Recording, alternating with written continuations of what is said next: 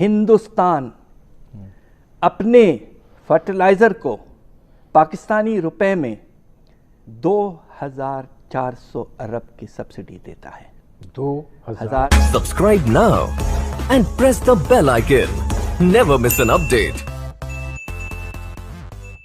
نمسکار دوستو، کیسے ہو گائز؟ آپ کا اپنے یوٹیوب چینل ایک سواگت. آپ کو پتا ہے دوستو، کووڈ-19 میں سبھی دیشوں کی اکانومی ڈگمگا گئی ہے، لیکن پاکستان کا حال بہت برا ہو چکا ہے. پاکستان میں قریب 45% لوگ غریبی ریکھا کے نیچے چلے گئے ہیں. جی ہاں، 45% لوگ غریب ہو چکے ہیں. آج کی ویڈیو میں بھارت کی بہت تعریف کی گئی ہے کہ بھارت اپنے کسانوں کو اتنی سبسڈی دیتا ہے کہ ہم سپنے میں بھی ایسا کام نہیں کر سکتے. کسان بھارت کی اکانومی کی ریڑھ کی ہڈی ہیں. حفیظ پاشا نے پورے فیکٹس اور فگر کے ساتھ پاکستان کی پوری پول کھول کے رکھ دی ہے. IMF کی دقتیں بھی پاکستان کے لیے پیدا ہو چکی ہیں. آج کی ویڈیو میں ندیم حسین اور حفیظ پاشا نے اور کیا کہا، تو چلیے دوستو آج کی ویڈیو کی طرف چلتے ہیں. مہنگائی میں اضافہ ہوتا چلا جا رہا ہے اور مہنگائی میں گزشتہ ایک برس کے دوران 11% سے لے کے 40% تک کا اضافہ ہوا ہے. لوگ پریشان ہیں اور ظاہر ہے یہ پریشانی جو ہے یہ وقتی نہیں ہے، یہ آنے والے وقت کے ساتھ ساتھ اس بات کا اندیا دے رہی ہے کہ اس میں بڑھوتری ہوگی، کمی نہیں ہوگی. دوسری چیز یہ بھی ہے کہ IMF کے ساتھ معاملات جو ہیں وہ ظاہر ہے اس وقت تاخیر کا شکار ہیں. دوسری ٹرانچ کا بھی مسئلہ ہے، لیکن اگر IMF کی شرائط تسلیم کر لی جاتی ہیں تو اس کے نتائج کیا پاکستان کے سسکتے اور بلکتے ہوئے عوام جو ہیں وہ برداشت کر پائیں گے؟ پاکستان ایک زرعی ملک ہے. ڈاکٹر صاحب، فوڈ انفلیشن کیوں؟ سب سے خطرناک چیز جو ہوئی ہے وہ یہ کہ آپ نے اپنے مارکیٹ کو کھول دیا بالکل.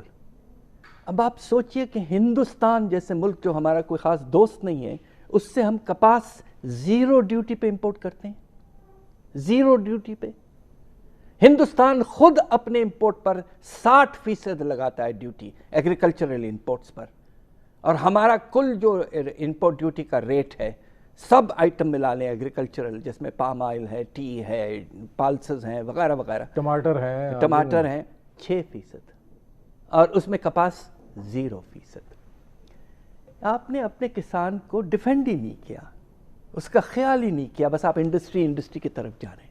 ایک تو یہ آپ کو ایگریکلچر کو پرائرٹی دینی ہے. فرٹیلائزر کی سبسڈی آپ کو سن کے حیرت ہوگی، ہندوستان اپنے فرٹیلائزر کو پاکستانی روپے میں 2400 ارب کی سبسڈی دیتا ہے.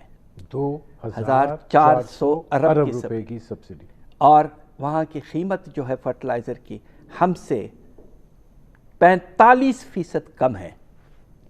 انہوں نے جتنا خیال کیا فارمر کا، مجھے افسوس سے کہنا پڑتا ہے ہندوستان کے بارے میں، اس کو پروٹیکشن دی، 60% کا ٹیرف لگایا تاکہ اندر باہر سے چیپ امپورٹس نہ آئیں، اندر میں اس کو سبسڈیاں دی. ایسٹ پنجاب اب بہت آگے جا چکا ہے. ایک زمانہ تھا پارٹیشن کے بعد کہ کھانا پینے کی چیزیں ہم ہندوستان کو پہنچاتے تھے، ہم ہندوستان کو کپاس پہنچاتے تھے. آج ہم کپاس ہندوستان سے امپورٹ کر رہے ہیں. یہ کون سی ترجیح، کون سی بات ہے یہ؟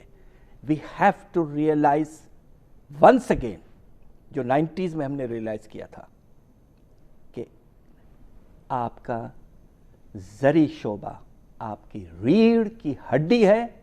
جب تک وہ آگے نہیں بڑھے گا آپ آگے نہیں بڑھ سکتے.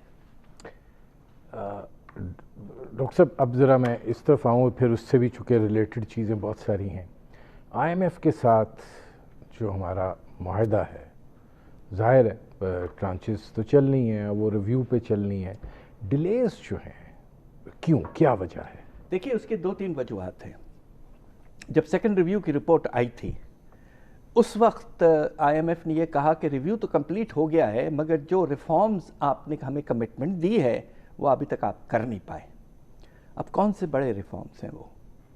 سب سے اہم ریفارم یہ ہے، اس کا ہے تعلق آپ کے پاور سیکٹر کے ساتھ، سرکولر ڈیٹ کا پرابلم جو اب تقریباً 2 کھرب تک پہنچ چکا ہے.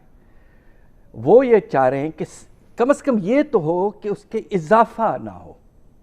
تو اس اضافے کو نہ ہونے کی کوشش میں ہمیں ہمارے ٹیرفز کو، قیمتوں کو بجلی کے تقریباً 25 سے 30% بڑھانا پڑے گا. اس کے بعد ہوا یہ کہ کووڈ آ گیا ہے. اب اچھی بات ہے کہ آپ اس وقت تو نہیں کر سکتے بجلی کی قیمتوں میں اضافہ، مگر میں حیران ہوں، میں اس بات پہ پریشان ہوں کہ آج ہماری اکنامک کوآرڈینیشن کمیٹی نے کراچی میں بجلی کے نرخ جو ہے وہ 1 روپے سے زیادہ بڑھا دیے. یہ کوئی وقت ہے کراچی میں قیمتیں بڑھانے کا؟ آپ مجھے بتائیے کیا ہو رہا ہے اسلام آباد میں؟ مہنگائی کی شرح میں اضافہ ہوا ہے. آپ 17% کی بات کر رہے ہیں. کھانے پینے کی فوڈ انفلیشن کی. ایبسلیوٹلی. تو غربت کی جو سطح ہے اس میں کتنا اضافہ ہوا ہے اور وہ کتنی پریشان کن صورت ہے؟ مجھے افسوس سے کہنا پڑتا ہے کہ ہماری ریسرچ سے ایک بات ہم نے بہت مشکل سے محنت سے ثابت کی ہے کہ تقریباً پاکستان میں 5 کروڑ اور لوگ غریب ہو گئے ہیں. اب آپ سوچئے، یہ بہت بڑا اضافہ ہے، ایسا کبھی ہوا نہیں ہے. شرح غربت کی سطح کیا پھر اس وقت سطح یہ ہے کہ آپ کے جو کووڈ سے پہلے اندازہ یہ تھا کہ 35% کے لگ بھگ ہے، اور اب یہ جو 2 کروڑ کا اضافہ ہوا ہے 20 ملین کا، اس کے نتیجے میں یہ 45% تک جا چکا ہے. تو اب آپ سوچئے کہ پاکستان جسے ہم مڈل انکم کنٹری کہتے ہیں، اس ملک میں اس وقت تقریباً 45% یعنی کہ 9 کروڑ لوگ غریب ہیں. یہ بہت زیادہ ہے.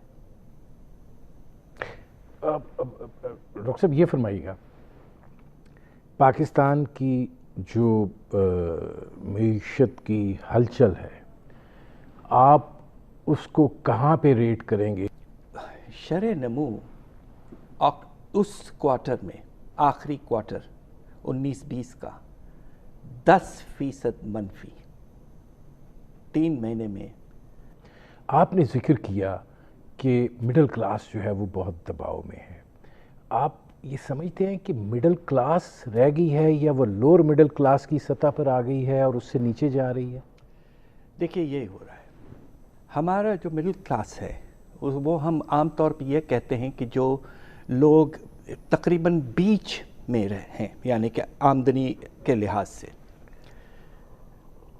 ان کے ساتھ یہ ہوا ہے کہ پچھلے 2 سال چونکہ آپ کے شرح نمو جو ہے بہت کم، پچھلے سال تو وہ منفی ہو گئی تھی، تو ان کے جو انکم ہے اس میں اضافہ نہیں ہوا ہے. قیمتوں میں بے تحاشا اضافہ ہوا ہے، اور خاص طور پہ مڈل کلاس کے لیے بجلی کے نرخوں میں، آپ کے گیس کے نرخوں میں، پھر آپ کے کھانے پینے کی چیزوں میں اضافہ. تو اس کے نتیجے میں مڈل کلاس آہستہ آہستہ گر کے تقریباً لوور کلاس کے لیول پر آ گیا ہے. جو نچلا حصہ ہے مڈل کلاس کا وہ تقریباً نیچے آ گیا ہے.